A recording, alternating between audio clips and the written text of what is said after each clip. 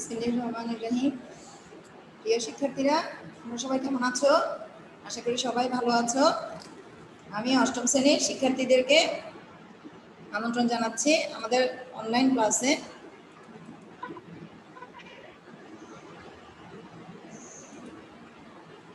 আজকে আমি গার্হস্থ্য বিজ্ঞান সাবজেক্টটা নিয়ে তোমাদের সাথে আলোচনা করব। তোমাদের এই পর্যন্ত প্রথম অ্যাসাইনমেন্ট, দ্বিতীয় অ্যাসাইনমেন্ট চলে গেল। গার্হস্থ্য বিজ্ঞান যদিও এখনো অ্যাসাইনমেন্ট দেওয়া হয় নাই, বা তৃতীয় অ্যাসাইনমেন্টে হয়তো থাকতে পারে। আমি প্রথম দুইটা চ্যাপ্টার তোমাদের পড়িয়েছি লাস্টের দিক থেকে, অষ্টম আর নবম অধ্যায়। এখন আমি তোমাদেরকে ফার্স্ট থেকে পড়াবো, যেহেতু অ্যাসাইনমেন্ট সম্ভবত ফার্স্ট থেকে দিতে পারে।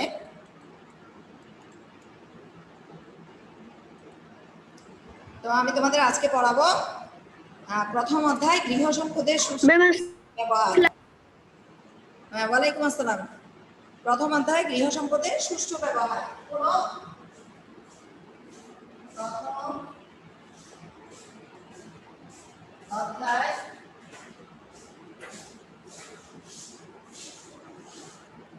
গৃহ সম্পদের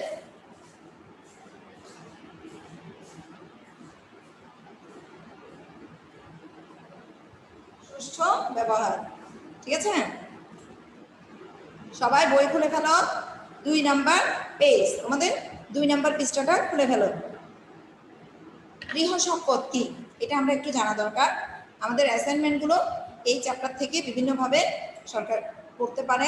তোমরা পুরো চ্যাপ্টারটা ভালোভাবে করে নিবা, যেভাবে দেয় সেভাবে সুন্দর করে সাজিয়ে লিখবা। সম্পদ হচ্ছে আমাদের সকল চাহিদা পূরণের হাতিয়ার।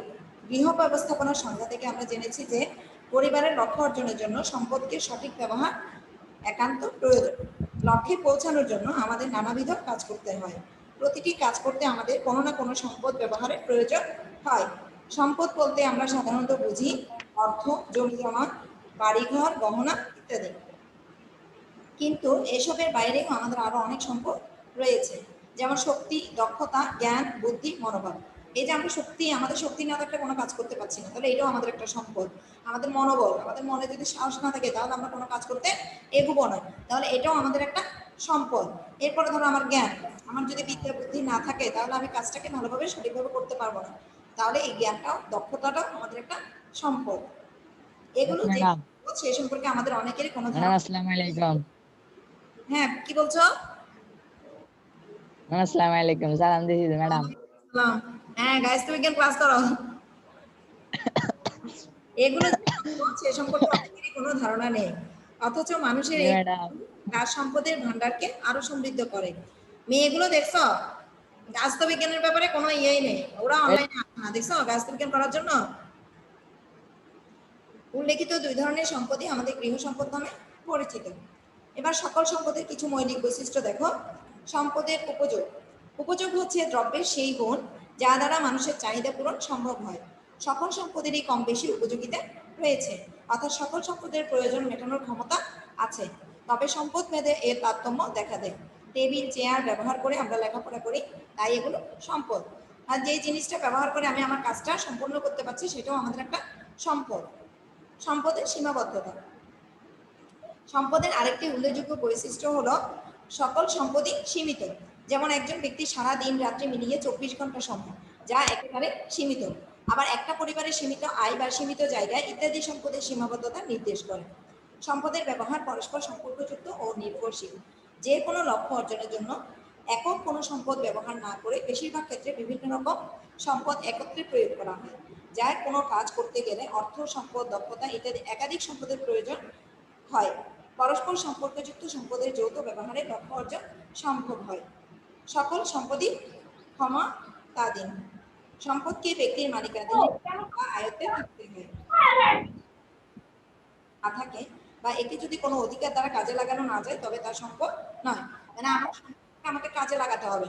যারা একটা মানুষের জ্ঞান আছে কিন্তু সে জ্ঞানটাকে কাজে লাগাচ্ছে না, তাহলে সেটা কিন্তু কোনো কি ক্ষমতার মধ্যে পড়ে না, ওই সম্পদটা আমার কোনো কাজে আসছে না। গৃহ সম্পদের শ্রেণী বিভাগ দেখো। গৃহ সম্পদকে বিভিন্নভাবে শ্রেণী বিভাগ করা যায়। আমি একটু বোর্ডে লিখেছি, তোমরা একটু দেখো। এটা বুলেট কিং অনেক ইম্পর্টেন্ট, অ্যাসাইনমেন্টের জন্য ইম্পর্টেন্ট। তো দেখো আমরা সম্পদকে ভাগ করছি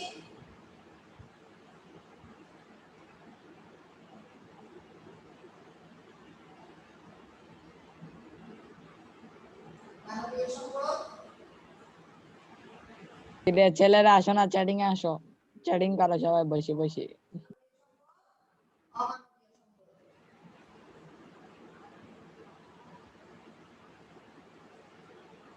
অমানবীয় সম্পদ।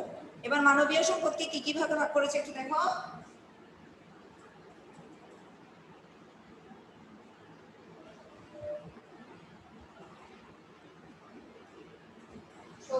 কেউ মেসেজ করো না।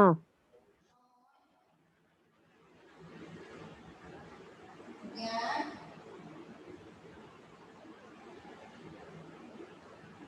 দক্ষতা,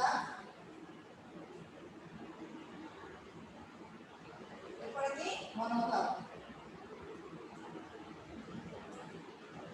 মনোভাব, তাহলে এগুলো হচ্ছে কি মানবীয় সম্পদ। এবার অমানবীয় সম্পদগুলো কি দেখো।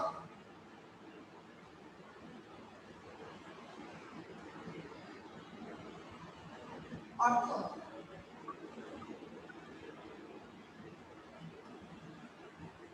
জমি জমা, জমি জমা, গাড়ি, বস্তু সামগ্রী,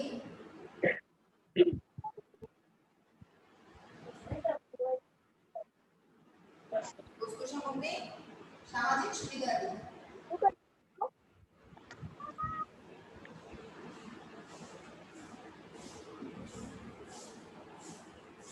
সামাজিক সুবিধাদি, তাহলে এটা হচ্ছে মানবীয় সম্পদ আর এগুলো হচ্ছে অমানবীয় সম্পদ।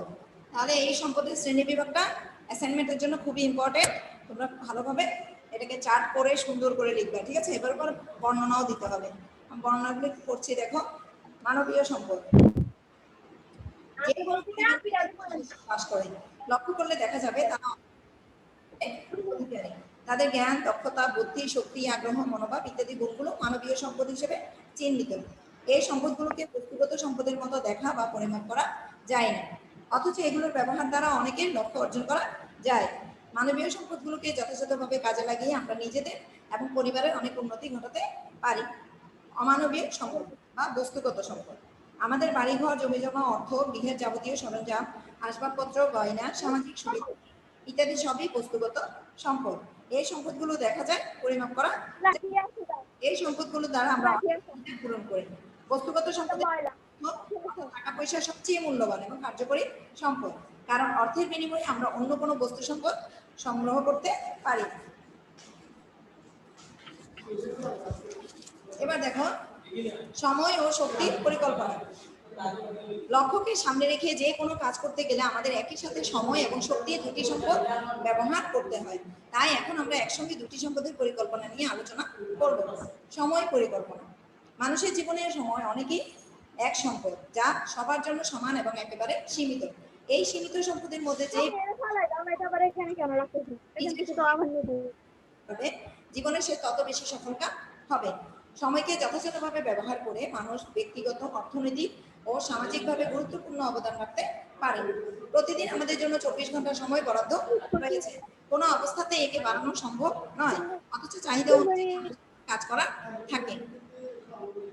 সে কারণে সময়ের সদ্ব্যবহারের প্রতি বিশেষ দৃষ্টি দিতে হবে। আমাদের উদ্দেশ্য হবে কম সময় ব্যয় করে বেশি কাজ করা এবং সময়ের অপচয় না করা। আর সেজন্য আমাদের সময়ের পরিকল্পনা করা প্রয়োজন। একদিনে আমরা কি কি কাজ করব, কখন করব, নির্দিষ্ট কাজে কতটুকু সময় ব্যয় করব ইত্যাদি সমন্বয়ে লিখিত পরিকল্পনা বা সময় তালিকা প্রণয়ন করা হয়। সময় তালিকার প্রয়োজনীয়তা, আমি যে কাজ করব সারাদিন, যেহেতু আমার 24 ঘন্টা সময়, এই 24 ঘন্টাকে কাজে লাগিয়ে আমাকে কাজ বেশি করতে হবে। তাহলে ওই কাজটাকে আমি যদি ভাগ করে নেই, যে সকালে আমি কি কাজ করব, দুপুরে রাতে কি কাজ করব, হ্যাঁ কি বলো, একখানা শুই। সময়টাকে ভাগ করে নেই, তাহলে আমার কাজটা কি হয়ে যাবে, দ্রুত আর খুব সহজভাবে হয়ে যাবে। মুসলিম স্যার কে আসছে দেখেন তো, মুসলিম ভাই। এবার দেখো তুমি কে আমাকে মেসেজ করতেছ? তুমি জ্ঞান করো, এগুলো শেখার দরকার আছে। দেখো সময় তালিকার প্রয়োজনীয়তা, করণীয় কাজ সম্পর্কে ধারণা হয়, কোন কাজগুলো বেশি এবং কোন সম্বন্ধে সঠিক ধারণা সময় মতো ম্যাডাম ক্লাস না করে মেসেজ করতেছে ম্যাডাম শুধু আমাকে। কি বাবা কি বলছো? হ্যাঁ কি বলছো? ম্যাডাম কোনো কামের না এগুলা। কোনো কামের না? কে বলছে? এগুলো বড় হলে তোমার লাগবে না?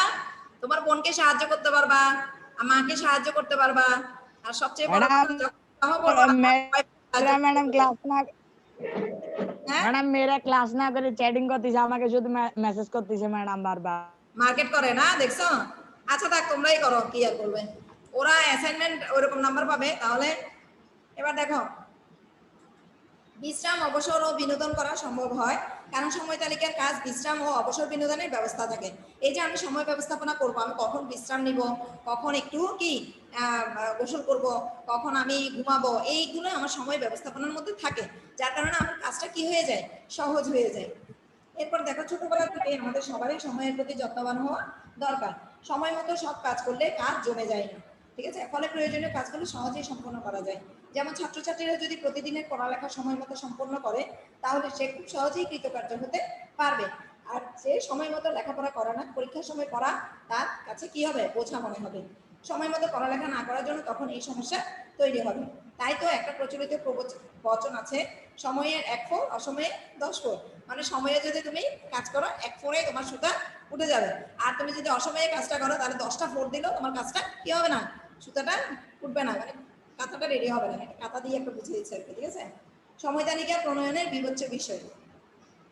সময় তালিকা প্রণয়ন করতে গেলে আমাদের কিছু জিনিস কি রাখতে হবে, বিবেচনা করে রাখতে হবে। সেটা কি দেখো, দৈনিক করণীয় কাজগুলো নির্ধারণ করতে হবে, মানে আমি দৈনিক কি কি কাজ করব, ঠিক আছে। প্রতিদিন তো আমার সব কাজ করতে হয় না, গুরুত্ব অনুসারে কাজের অগ্রাধিকার দিতে হবে, তাহলে যেই কাজটা বেশি দরকার সেটাকে আমার আগে করতে হবে, ঠিক আছে। যৌথভাবে কাজ করতে হলে অন্যের সুবিধা অসুবিধার দিকে লক্ষ্য রাখতে হবে। ধরো তোমার কাজে আর কয়েকজন হেল্প করবে, বা তোমার বউ আছে, বা তোমার মেয়ে আছে, বা তোমার মা আছে, তাদের সাথে যদি তুমি যৌথভাবে কাজ করতে যাও তাদের কোন সময়টা কি মানে ভালো হবে কাজটা করতে, সেটাকে গুরুত্ব দিয়ে কাজটা করতে হবে। সময় তালিকায় কাজের সময়, বিশ্রাম ও ঘুম ও অবসর সময় রাখতে হবে। এই যে তুমি সারাদিন কাজ করবা, তোমার অবশ্যই সময় বিশ্রাম লাগবে, ঘুম লাগবে, একটু কি বিশ্রাম লাগবে, হ্যাঁ, কাজের সময়টা বুঝে নিতে হবে। একটা কঠিন বা ভারী কাজের পর হালকা কাজ বা বিশ্রাম দিতে হবে। মানে তুমি কঠিন একটা কাজ করছো, যেমন ঘর মোছার কাজ, এটা খুবই কঠিন কাজ, এটা নিতে গেলে একটুখানি বিশ্রাম নিতে হবে, আর একটু কি নিতে হবে, খাবারও খেয়ে নিতে হবে, এগুলো সময় তালিকার মধ্যে রাখতে হবে। সময় তালিকা নমনীয় হতে হবে যাতে প্রয়োজনের সময় রদবদল করা যায়। তুমি এমনভাবে স্ট্রিক্টলি সময় বিবেচনা করতে পারবা না যে এটাকে আর কোনো চেঞ্জই করা যাবে না, এটাকে তুমি এমনভাবে করতে হবে যাতে মানে একটু আগে পরে এটাকে করে নিতে পারো উল্টিয়ে পাল্টিয়ে, ঠিক আছে। শক্তি পরিকল্পনা। অর্থ ও সময়ের মতো শক্তিও পরিবারের একটি অন্যতম সম্পদ। মানবীয় এই সম্পদের যথাযথ ব্যবহারের ফলে পরিবারের অনেক লক্ষ্য অর্জিত হয়। ব্যক্তি বিশেষের শক্তির তারতম্য ঘটে, অনেকের শক্তি বেশি, অনেকের শক্তি আবার কম, এভাবে তাই না তারতম্য করতেছে। শক্তির ব্যবহারের দিকে সক্রিয় যত্নবান হওয়া উচিত। কোনো একটি কাজ এমন ভাবে করতে হবে যাতে সেই কাজ কম শক্তি ব্যয় হয়, তাহলেই আমাদের সীমিত শক্তি দিয়েও অনেক কাজ করা যায়। শক্তিকে ইচ্ছে মতো ব্যবহার করলে তা তাড়াতাড়ি ক্ষয় হয়ে যায়। তোমার শক্তি আছে দেখে আল্লাহ দিলে একসাথে এক কি এক বালতির উপরে 5 বালতি কাপড় নিয়ে গেছো, তোমার শক্তি আছে দেখে তুমি ঘরেটারে একবারের জায়গায় 4 বার মুছতেছো, এরকম হলে কিন্তু তোমার শক্তি আর থাকবে না। তাহলে তোমার শক্তিটাকে ওভাবে কাজে লাগাতে হবে, আমার যে কাজটা দরকার সেটা আমি ওভাবেই করবো, বেশি না, ঠিক আছে। বেশি শক্তি ক্ষয় করতে গেলে তুমি নিজেই একদিন শক্তিহীন হয়ে পড়বে। ফলে কি দেখো, কাজে অনীহা আসবে, ক্লান্তি আসবে, বিরক্তির সৃষ্টি হবে, ঠিক আছে, কাজগুলো করতে তোমার মন চাইবে না। তাই শক্তির সদ্ব্যবহারের দিকে পরিকল্পনা প্রয়োজন, এর ফলে শক্তির অপচয় রোধ হয়। শক্তির যথাযথ ব্যবহারের জন্য যে পরিকল্পনা করা হয় সেখানে কিছু বিষয় বিবেচনা করতে হবে। দেখো, এক, সারাদিনের একটা কর্মতালিকা করতে হবে যেখানে প্রয়োজনীয় কাজগুলো সময় অনুযায়ী সাজানো থাকবে। ওই যে শক্তি সময় পরিকল্পনা, যেটা শক্তি পরিকল্পনাও ঠিক আমাদের সেভাবে করতে হবে। কাজ সম্পর্কে স্পষ্ট ধারণা থাকতে হবে, কোনো কাজে কেমন শক্তি লাগে, কিভাবে সহজে কাজটা করা যায় সেদিকে নজর দিতে হবে। ব্যক্তিগত পছন্দ অনুযায়ী কাজ ভাগ করে দিলে আগ্রহ ও আনন্দের সঙ্গে কাজটা সমাপ্ত করে দেবে। তাহলে যে যেই কাজটা করতে আগ্রহী তাকে সেই কাজটা দিলে সে আনন্দে কাজটা করে নেবে। বয়স অনুযায়ী কাজ ভাগ করতে হবে, সব বয়সে কাজ করার সামর্থ্য একরকম নয়, সেটা বিবেচনায় রাখতে হবে।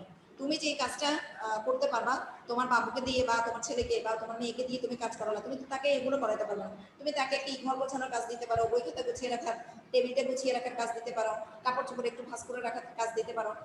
ওই সমস্ত সহজ কাজগুলো বাচ্চাদেরকে দিতে হবে। আবার একজন বয়স্ক মানুষ, তাকে তো তুমি দিতে পারবে না রান্না বান্না করো, ঘর মোছো। তাকে দিতে হবে কি ধরো কাপড় গোছানোর কাজ, ঠিক আছে? যাবি না ঠিক আছে, তাহলে এইসব কাজ তুমি আজকে মোবাইল পাশে থাকবে।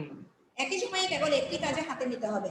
কাজটি শেষ হওয়ার পর যে মানসিক তৃপ্তি আসে তা কাজের স্পৃহা বাড়িয়ে দেয়। কাজের সময় দুই হাতই ব্যবহার করতে হবে। তাছাড়া সঠিক দেহভঙ্গি বজায় রেখে কাজ করতে হয়। তুমি কোনো একটা কাজ করছো একেবারে কোমরকে ঝুঁকিয়ে, বা কোনো একটা কাজ করছো একেবারে শরীরকে মানে পারছে না, তাও পুরো তুমি শরীরটাকে ইউজ করে কাজটা করছো, তাহলে তোমার কিন্তু একটা না একটা সমস্যা হয়ে যাবে। সেজন্য দুই হাত ব্যবহার করে শক্তি কম খরচ করে আমাকে কাজটা করতে হবে, এবং মেরুদণ্ড সোজা রেখে আমার শারীরিক অঙ্গভঙ্গিটা ঠিক রেখে। ভারী কাজের পর বিশ্রাম বা হালকা কাজ রাখতে হবে। সময় পরিকল্পনা যেটা, শক্তি পরিকল্পনায় সেটা। কাজ সহজকরণ এবং শ্রম আলো ধরে বিভিন্ন উপায় অবলম্বন করে সেটা সতর্ক ব্যবহার করতে হবে। পুরো এবার দেখো কিছু ছবি দেখতে পাচ্ছ তোমরা, দেখেছো? ওয়াশিং মেশিন, পড়ার টেবিল, ঠিক আছে? এরপরে দেখো microwave oven, pressure cooker, rice cooker, বৈদ্যুতিক ইস্ত্রি। এই জিনিসগুলো আমাদের কি করতে হবে, সারাদিনই কাজ করতে লাগে। তো দেখো, সময় পরিকল্পনা করা, প্রতিদিনের কাজের একটা তালিকা থাকবে যা অনুসরণ করে অনায়াসে কাজগুলো করা যায়। বাড়ির সঠিক নকশা করা, রান্নাঘরের পাশে খাবার ঘর থাকলে হাঁটাচলার শক্তি কম খরচ। আসবো শ্রম বিভাজন করা, পরিবারের কাজগুলো বয়স, দক্ষতা ও একটা কিছু পছন্দ বলো। অনুযায়ী বিভিন্ন সদস্যদের মধ্যে ভাগ করে দিলে একজনের উপর সব কাজের চাপ পড়বে না। কাজের উপযুক্ত স্থানে সরঞ্জামাদি সঠিকভাবে রাখা, তুমি কাজটা করছো, হয়তো রান্না বান্না করবা, তোমার মশলাপাতির বিভিন্ন মশলা লাগতে পারে, ছোট ছোট বাটি বা সব যাই হোক তুমি কি করবা, তোমার রান্নাঘরের পাশে, মানে তুমি যেখানে কাজ করবা তার আশেপাশে রাখতে হবে। তুমি রান্নাঘর হচ্ছে ধরো এই জায়গায়, আর তুমি ওই মশলাপাতির ডিব্বা ডুব্বা বা অন্যান্য সরঞ্জাম আমাদের রেখেছো অনেক দূরে, তাহলে তোমার যেতে আসতে তোমার অনেক শক্তি অপচয় হবে। সেজন্য তোমার কাজের জায়গাটা আশেপাশে তোমার কি যেসব কাজ করতে তোমার লাগবে সেই জিনিসগুলো আশেপাশে রাখতে হবে, ঠিক আছে? তাতে কি হয় না, সময় অপচয় হয় না, শক্তিও অপচয় হয় না। বিভিন্ন শ্রম লাঘব সব সরঞ্জামের ব্যবহার, গৃহে ওয়াশিং মেশিন, প্রেসার দেখছো cooker, rice cooker, microwave oven, এইসা বৈদ্যুতিক ইস্ত্রি ইত্যাদি ব্যবহার করলে সময় ও শক্তি সাশ্রয় হয়। অর্থ পরিকল্পনা, অর্থ পরিবারের একটি অন্যতম ও প্রধান বস্তুগত সম্পদ। প্রতিটি পরিবারে কম বেশি অর্থ বা টাকা পয়সা আছে। অন্যান্য সম্পদের মতো অর্থ সম্পদ অত্যন্ত সীমিত। এই সীমিত অর্থ দ্বারাই পরিবারের সব ব্যয় পারবে না। মেটানো হয়। পরিবারের সদস্যরা বিভিন্ন উপায়ে এই অর্থ উপার্জন করে থাকে। আমাদের চাহিদা অনেক, কিন্তু সেই তুলনায় অর্থ খুবই সীমিত। সুষ্ঠু পরিকল্পনার মাধ্যমে অর্থ ব্যয় করতে পারলে আমাদের চাহিদাগুলো পূরণ হওয়া সম্ভব এবং অর্থের অপচয় হয় না। অর্থ পরিকল্পনা করতে হলে পরিবারের মোট আয়ের পরিমাণ এবং ব্যয় সম্পর্কে জ্ঞান থাকা প্রয়োজন। পরিকল্পনা না থাকলে অতি প্রয়োজনীয় চাহিদাগুলো পূরণ নাও হতে পারে। পরিবারের লক্ষ্য সময়ের প্রতি দৃষ্টি রেখে এমনভাবে অর্থ ব্যয় করতে হবে যাতে তুলনামূলকভাবে অধিক প্রয়োজনগুলো আগে পূরণ করা যায়। অর্থ পরিকল্পনার প্রধান কৌশল হলো বাজেট। পরিবারের লক্ষ্যসমূহ অর্জন করার জন্য সীমিত অর্থের ভবিষ্যৎ খরচেই পরিকল্পনা হচ্ছে বাজেট। সহজ করে বলা যায় বাজেট হচ্ছে অর্থ ব্যয়ের পুরো পরিকল্পনা। এবার দেখো বাজেট করার প্রয়োজনীয়তা। বাজেট করলে পরিবারের আয় ব্যয় সম্বন্ধে সঠিক ধারণা করা হয়। আয় ও ব্যয়ের মধ্যে সমতা রক্ষা করা যায়। বাজেটের সঞ্চয়ের খাত থাকাতে পরিবারের সঞ্চয় করতে পারে। বাজেটের সাহায্যে পরিবারের গুরুত্বপূর্ণ চাহিদাগুলো অগ্রাধিকার ভিত্তিতে পূরণ করা সম্ভব। বাজেটের অর্থের অপচয় রোধ করে সচ্ছলতা আনতে সাহায্য করে।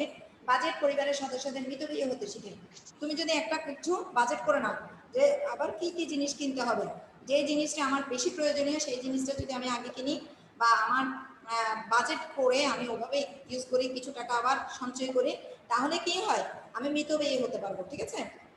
পারিবারিক বাজেট তৈরির নিয়ম, পরিবারের আয়ের তারতম্যের জন্য বাজেট বিভিন্ন রকম হতে পারে, যেমন দৈনিক বাজেট, মাসিক বাজেট ইত্যাদি। অর্থ পরিকল্পনা করতে হলে মূল তিনটি বিষয়ের প্রতি লক্ষ্য রাখতে হবে। কয়টা? তিনটে বিষয়ের প্রতি। আমি কি করব? লক্ষ্যের ভিত্তিতে আমাদের চাহিদা তৈরি হয়, তাই অর্থ পরিকল্পনার সময় আগেই লক্ষ্য স্থির করতে হয়। দ্বিতীয়ত, পরিবারের উপার্জনকারী ব্যক্তিদের অর্জিত মোট আয় নিরূপণ করতে হয়। তোমার ব্যক্তিটার আয় কত, তোমাকে সেটা বুঝে বাজেট করতে হবে। বিভিন্ন উৎস থেকে প্রাপ্ত অর্থগুলোকে একসাথে যোগ করে পরিবারের আয়কৃত অর্থ সম্বন্ধে পরিষ্কার ধারণা রাখতে হবে। মানে আমার বিভিন্ন চাকরির টাকা থেকে কি আসছে, বা আমার অন্য কোনো আনুষঙ্গিক যে আয় আছে সেটা সহ যোগ করে আমার বাজেটটাকে করতে হবে। তৃতীয়ত, পরিবারের ব্যয়ের বিভিন্ন খাত নির্ধারণ করতে হবে। মনে রাখতে হবে জীবন ধারণের জন্য প্রয়োজনীয় খাতগুলো অগ্রাধিকার ভিত্তিতে সাজাতে হবে, মানে যেটা আগে প্রয়োজন সেটা আগে দিতে হবে। যেমন খাদ্য, বস্ত্র, বাসস্থান, চিকিৎসা, শিক্ষা, সঞ্চয়, চিত্ত বিনোদন ইত্যাদি ব্যয়ের খাতগুলো ঠিক করে কোন খাতে কত অর্থ বরাদ্দ দেওয়া হবে তা স্থির করতে হবে। প্রত্যেক খাতের কিছু উপখাত রয়েছে। আবার তুমি শিক্ষা ক্ষেত্রে করছো, এটার আবার উপখাত কিছু রয়েছে। ধরো চিকিৎসা ক্ষেত্রে করছো, এর উপখাত কিছু রয়েছে। খাতে বরাদ্দকৃত অর্থ সেই উপখাতগুলো থেকে বরাদ্দ দিতে হবে। ঠিক আছে? পরিবারের সকল সদস্যদের প্রয়োজনের কথা বিবেচনায় এনে অর্থ পরিকল্পনা করতে হবে। অন্যান্য পরিকল্পনার মতো অর্থ পরিকল্পনার সময় পরিবারের সকল সদস্যদের উপস্থিতি এবং তাদের মতামত বা পছন্দ অপছন্দের দিকে গুরুত্ব দিতে হবে। পরিকল্পনার মাধ্যমে অর্থ ব্যয় করলে পরিবারের অর্থ সংকট দেখা দিবে না এবং যে কোনো পরিস্থিতিতে সহজেই মোকাবেলা করতে পারবে। অর্থ ব্যয়ের তালিকা তৈরি করার সময় বিভিন্ন দ্রব্যের বাজারদের দিকে লক্ষ্য রাখতে হবে। কোনো অবস্থাতেই প্রাপ্ত অর্থের চেয়ে বেশি ব্যয়ের পরিকল্পনা করা যাবে না। তুমি বাজেট করেছো কি 100 টাকা, 100 টাকার বাইরে তুমি যদি 150 টাকা বা 200 টাকাও করতে যাও তাহলে আরেক বাজেটে কিন্তু তোমার টান পড়ে যাবে। সেজন্য তোমার বাজেটের ভেতরে কাজটা করতে হবে। দরকার হলে কম প্রয়োজনীয় চাহিদাগুলো বাদ দেওয়া যেতে পারে। তোমার যেটা কম প্রয়োজন সেটা দরকার হলে তুমি বাদ দিয়ে দাও, কিন্তু যদি টাকাটা একটু বেড়ে যায়। বাজেট তৈরি হয়ে গেলে তা রিদা ক্যামেরা অন কর। বাস্তবায়ন করতে না পারলে পরিকল্পনা কোনো কাজে আসবে না। বাজেট বাস্তবায়নের দ্বারা অর্থ ব্যয়ের সদভ্যাস গড়ে তুলতে হবে। অবশেষে মূল্যায়ন করে দেখতে হবে বাজেটটি কতটুকু ফলপ্রসূ হলো। পরিকল্পনাটি সফল না হলে তার কারণ খুঁজে সংশোধনের মাধ্যমে পরবর্তীতে সঠিক পদক্ষেপ গ্রহণ করা যায়। ধরো তুমি একটা পরিকল্পনা করেছো যে তোমার 5,000 টাকার ভেতরে তুমি বাজেট করবে, ওই পরিকল্পনা তোমার সফল হয় না, 5,000 টাকায় তোমার 6,000 7,000 টাকা চলে আসছে, তাহলে বুঝতে হবে যে তোমার কোন খাতে বেশি চলে গেছে, কোন জায়গায় তোমার ঘাটতি রয়েছে। কি রে বুঝো না কি বলছি? বাজেট করার সময় কি হ্যাঁ, সংশোধন করে নিয়ে তোমাকে আই অ্যাম করতে হবে। কামিং। বাজেটটি যেন সুষম হয় সেদিকে লক্ষ্য রাখতে হবে। আয় ও ব্যয়ের অর্থ সমানভাবে মিলে গেলে তাকে সুষম বাজেট বলে। সুষম খাবার যেরকম আমাদের ও আগে 6টি উপাদান খাদ্যের কি উপস্থিত থাকলে সেটাকে বলে সুষম আহার। আর এই সুষম বাজেট বলে আয় এবং তোর ব্যয় বাসায় ডাকে কি রিত্তি। সমান হয়ে যায়, সেটাকে বলে সুষম বাজেট। যেমন কোনো পরিবারের আয় যদি মাসে 20,000 টাকা হয় এবং বাজেটের খাতগুলো যদি ওই টাকার সংকুলনে হয়ে যায় তাকে বলে সুষম বাজেট। মানে তোমার আয়ের সাথে ব্যয়টা যেন কি হ্যাঁ, সামঞ্জস্যপূর্ণ থাকে। আয় ব্যয় যদি আয়ের চেয়ে বেশি হয় সেটা হবে ঘাটতি বাজেট, মানে ব্যয় যদি আয়ের চেয়ে বেশি হয় সেটা হবে ঘাটতি বাজেট। ঘাটতি বাজেট আমাদের কখনোই কাম্য নয়। এরকম বাজেটে পরিবারের প্রতি মাসে ঋণের বোঝা বাড়ে। তুমি 5,000 জায়গায় 6,000 খরচ করলা, থাক তাহলে তোমার কি হবে, ঋণ করতে হবে। এবং প্রতি মাসে যদি তোমার এভাবে ঋণ করতে থাকো তাহলে তোমার কিন্তু ঋণের বোঝা অনেক বড় হয়ে যাবে। সেজন্য আচ্ছা তুমি কি বন্ধুরা যাই, কালকে দেখাবো। বাজেট 5,000 টাকার মধ্যে করে নেওয়ার চেষ্টা করতে হবে। সবচেয়ে ভালো হচ্ছে উদ্বৃত্ত বাজেট। এই বাজেটে পরিবারের সব খরচ মেটানোর পরও কিছু টাকা উদ্বৃত্ত থাকে। এই উদ্বৃত্ত অর্থ দিয়ে আরো চাহিদা পূরণ করা যায়, আবার তা সঞ্চয় করে রাখলে ভবিষ্যতে কাজে লাগে।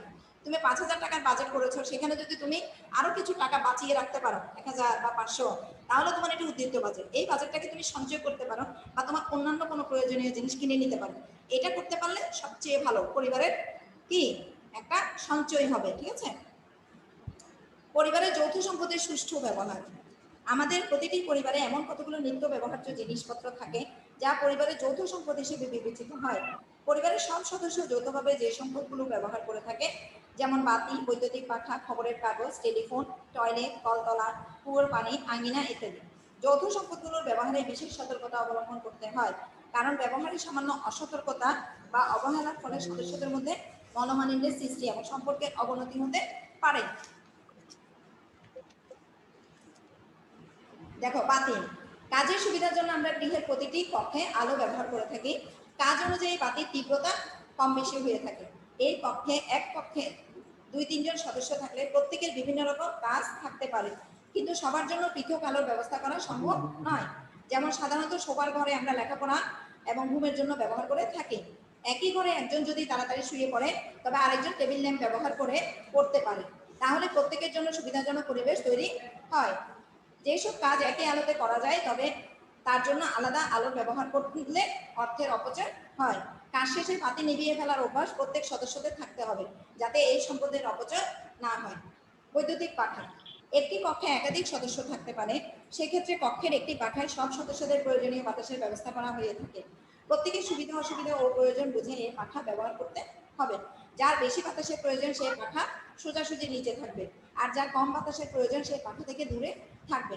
অসুস্থ কোনো সদস্যদের পাখার বেশি বাতাস ক্ষতি হলে আস্তে পাখা চালাতে হবে, অর্থাৎ পরিস্থিতি বুঝে সমঝোতার সাথে পাখা ব্যবহার করতে হবে। খবরের কাগজ, খবরের কাগজের মাধ্যমে দেশ বিদেশের খবর পাওয়া যায়। খবরের কাগজ সবাইকে পড়ার সুযোগ দিতে হবে। বাড়িতে বড়রা প্রথমে খবরের কাগজ পড়ে থাকেন, বিশেষ করে যারা অফিসে বা বাইরে যাবেন তাদের আগে পড়ার সুযোগ দিতে হবে।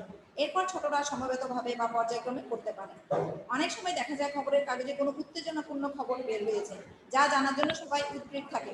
সেক্ষেত্রে একজন জোরে পড়লে অন্যরাও শুনতে পারে, এতে সবাই মিলিতভাবে আনন্দ পেতে পারে। আবার নিজেদের মধ্যে সমঝোতার মাধ্যমে বিভিন্ন পৃষ্ঠা ভাগ করে অদল বদল করে কয়েকজন একই সময়ে পড়তে পারে। পড়া শেষ হলে সব পৃষ্ঠা পরপর সাজিয়ে ভাঁজ করে নির্দিষ্ট স্থানে তারিখ অনুসারে সাজিয়ে রাখতে হবে। টেলিফোন, যোগাযোগের অন্যতম সহজ মাধ্যম হচ্ছে টেলিফোন। টেলিফোন ব্যবহারের সময় মনে রাখতে হবে অকারণে অতিরিক্ত কথা বলে যেন সেটটি আটকে না থাকায়। একজন অনেকক্ষণ ধরে কথা বললে অন্যের জরুরি যোগাযোগের ক্ষেত্রে বিঘ্ন ঘটতে পারে। প্রয়োজনীয় খবরের আদান প্রদান হয়ে গেলে রিসিভারটি সঠিকভাবে টেলিফোন সেটের উপর নামিয়ে রাখতে হবে। প্রত্যেকের মনে রাখতে হবে টেলিফোন শুধুমাত্র প্রয়োজনে ব্যবহারের জন্য। টয়লেট বা গোসলখানা, প্রত্যেক গৃহে এক বা একাধিক টয়লেট থাকতে পারে, তবে সাধারণত দেখা যায় টয়লেটের সংখ্যার তুলনায় পরিবারের সদস্য সংখ্যা বেশি থাকে। তাই টয়লেট ব্যবহারের ক্ষেত্রে আমাদের প্রয়োজন বুঝে ব্যবহার করতে হবে। যার ভোরে অফিস বা স্কুল কলেজে যেতে হয় তাকে টয়লেটের অগ্রাধিকার দিতে হবে। প্রয়োজনের অতিরিক্ত সময় যেন কেউ টয়লেটে আটকে না রাখে সেদিকে বিশেষ লক্ষ্য রাখতে হবে। নিয়মিত টয়লেটের পরিষ্কার পরিচ্ছন্নতার বিষয়ে সবাইকে সচেতন হতে হবে। টয়লেটের মাঝে সবসময় শুকনা রাখতে হবে যাতে পিচ্ছিল না হয়ে যায়। নিয়মিত পরিষ্কারক ও জীবাণুনাশক দ্রব্য ব্যবহার করে টয়লেট জীবাণুমুক্ত করতে হবে। কলতলা, একটি কল বাড়ির বিভিন্ন সদস্যদের বিভিন্ন কাজের জন্য ব্যবহার করা হয়ে থাকে, যেমন তৈজসপত্র, কাপড়, শাকসবজি ইত্যাদি ধোয়া এবং রান্নার জন্য পানি নেওয়া ইত্যাদি। এমন ক্ষেত্রে সবাইকে সমঝোতার মাধ্যমে কাজ করতে হবে। কলের ঠিক নিচে বসে কাজ না করে প্রত্যেকে পানি নিয়ে আলাদা আলাদা জায়গায় কাজ করলে কাজের সুবিধা হয়। অথচ কল ছেড়ে না রেখে কাজ শেষ করেই ভালোভাবে কল বন্ধ করতে হবে যাতে পানির অপচয় না হয়। কাজের সুবিধার জন্য কলতলা সবসময় পরিষ্কার রাখতে হবে। কুয়োর পানি, গ্রামাঞ্চলের জায়গায় বিশেষ করে কুয়ো দেখা যায়। কুয়া থেকে যেমন সবাই পানি নিতে পারে সেই সুবিধা থাকতে হবে। অকারণে বালতি আটকে রেখে অন্যের বিরক্তির উদ্রেক করা ঠিক নয়। পানি তোলা শেষ হলে বালতি নির্দিষ্ট জায়গায় রেখে কুয়া ঢেকে রাখতে হবে। কুয়ার চারদিকে পরিষ্কার পরিচ্ছন্ন রাখার দায়িত্ব সকলের। আঙিনা, বাড়িতে আঙিনা থাকলে অনেকে বিকালে এখানে এসে গল্প করে, বাগান করে। আঙিনা যেন পরিষ্কার থাকে সেই বিষয়ে বাড়ির সকলকে যত্নবান হতে হবে। গাছের ঝরা পাতা, অগাছা, ঝোপঝাড় পরিষ্কার করতে হবে। গৃহের ভেতরের মতো এর আঙিনা পরিষ্কার রাখলে সবার শরীর এবং মন ভালো থাকে। তাহলে আমরা এই চ্যাপ্টারটা সম্পূর্ণ রিডিং করে ফেললাম, তোমরাও রিডিং করে ফেলবা। এরপরে অ্যাসাইনমেন্টে যে প্রশ্নগুলো দিবে এর ভেতর থেকেই দিবে। তুমি যদি রিডিংটা বারবার করে করো তাহলে কিন্তু তুমি সুন্দর করে গুছিয়ে অ্যাসাইনমেন্টের উত্তরগুলো দিতে পারবে। আর তুমি যদি রিডিং বারবার না করো তাহলে কিন্তু তুমি কি করবে, সুন্দরভাবে অ্যাসাইনমেন্ট রেডি করতে পারবে না। গাইড থেকে সরাসরি তুলে দিলে নাম্বার বেশি পাবে না। আর সুন্দর করে সৃজনশীল মনোভাব নিয়ে সুন্দরভাবে সাজিয়ে লিখবা। এখানে দুইটা সৃজনশীল রয়েছে, এগুলো ভালো করে পড়বা, হয়তো এর মধ্যে থেকেই সরকার দিতে পারে ঘুরিয়ে ফিরিয়ে। তো আশা করি তোমরা সবাই বুঝতে পেরেছো এবং ভালোভাবে রিডিংটা পড়ে আয়ত্ত করে নিবা। অ্যাসাইনমেন্ট দিলে অ্যাসাইনমেন্ট সুন্দর করে করবা। সবাই ভালো থাকবে, সুস্থ থাকবে। আগামীতে দ্বিতীয় অধ্যায় পড়াবো, দ্বিতীয় অধ্যায়তে তোমরা রিডিং করে নিবা, ঠিক আছে? রিডিং করে নিবা, আমি এরপর যখন ক্লাস দিবে আলোচনা করব। সবাই ভালো থেকো, সুস্থ থেকো, ঠিক আছে? আমার জন্য দোয়া করিও। ম্যাম আসসালামু আলাইকুম। ওয়ালাইকুম আসসালাম। তোমরা এতক্ষণ থাকছো এই জন্য অনেক ধন্যবাদ। আল্লাহ হাফেজ, ভালো থাকিও। হ্যাঁ।